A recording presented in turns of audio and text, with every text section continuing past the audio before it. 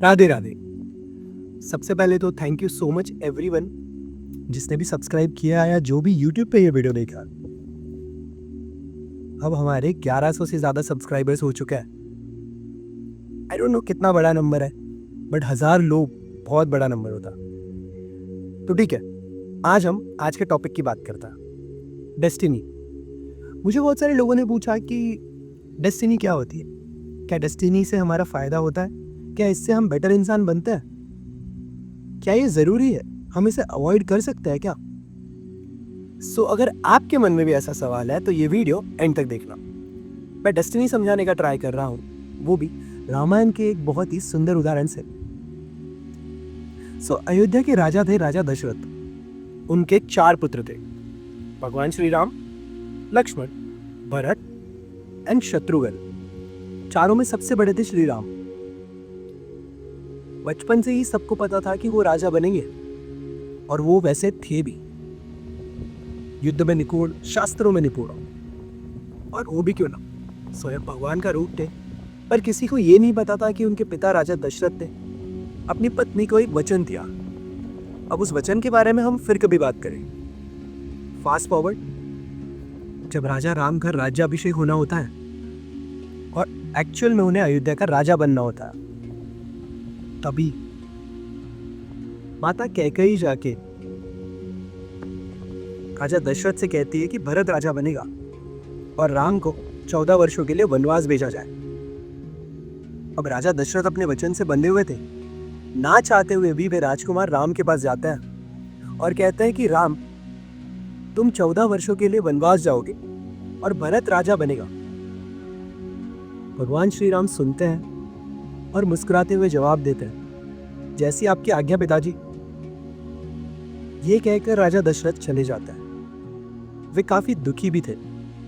अपनी इच्छा के विरुद्ध अपने प्रिय पुत्र को 14 वर्षों के लिए वनवास भेजना पिता के लिए बहुत कठिन था।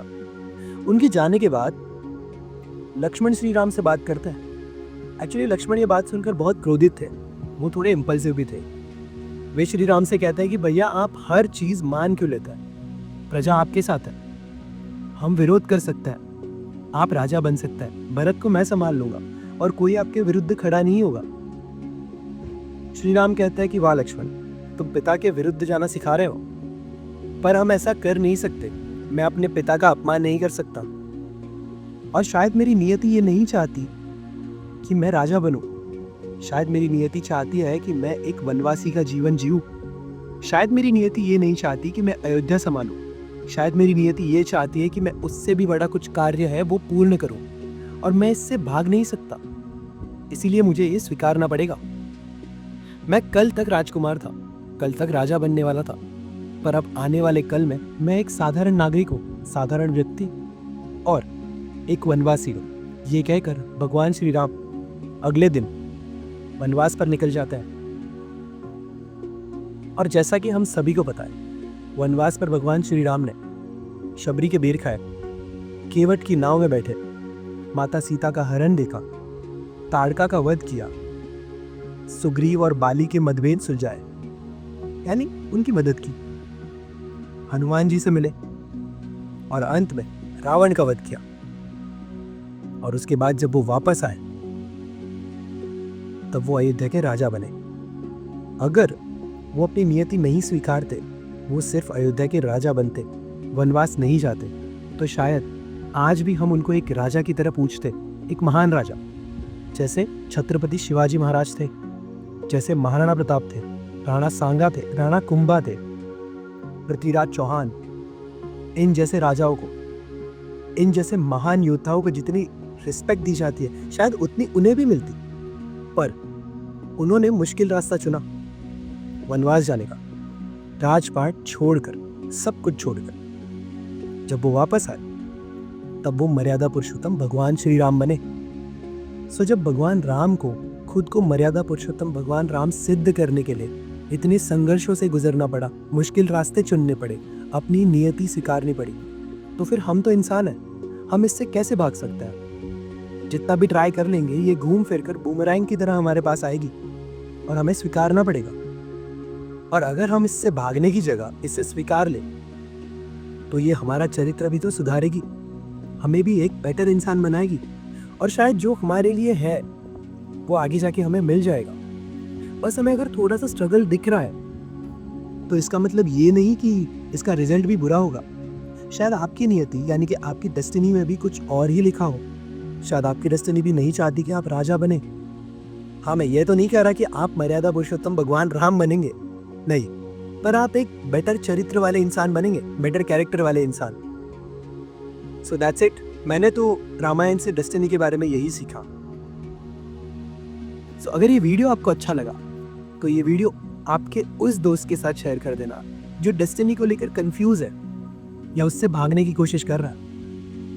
हो सकता है किसी ने बीटेक किया है, इंजीनियरिंग कंप्लीट की है, पर अब उसे लग रहा है कि उसे एक स्पोर्ट्स पर्सन बनना चाहिए।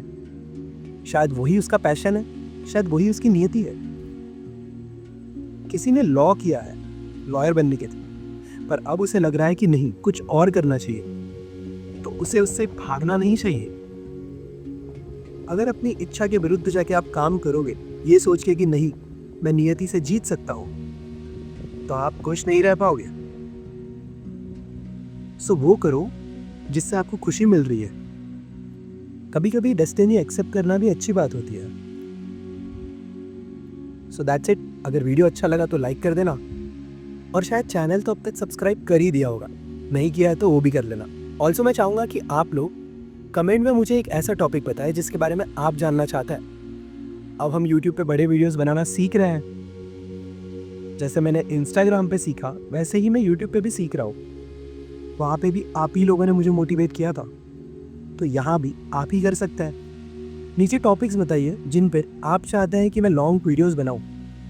हाँ, बहुत सारे लोगों ने कहा है कि श्रीमद् भगवद गीता के अलग से सीरीज शुरू की जाए। मैं सोच रहा हूँ बस एक जगह मिल जाए जहाँ पे बैठ के मैं शूट कर सकता हूँ। यहाँ पे तो नहीं कर सकता बुक पढ़ते हुए।